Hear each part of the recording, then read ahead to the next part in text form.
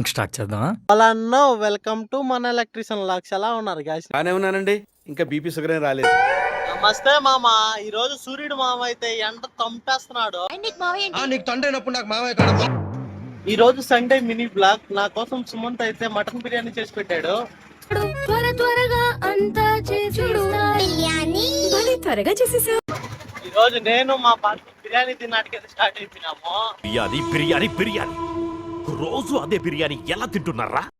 ఇక్కడ బిర్యానీ అయితే చాలా అంటే చాలా బాగుంటది. మా దగ్గర అయితే ఓ 10 రూపీస్ చార్జ్ చేశారు. ఇదేంటైతే అరే నీ అబ్బా. ఓకే సెకండ్ అండి. ఎప్పుడు రాని డైలాగ్ ఒకటి నా దగ్గర.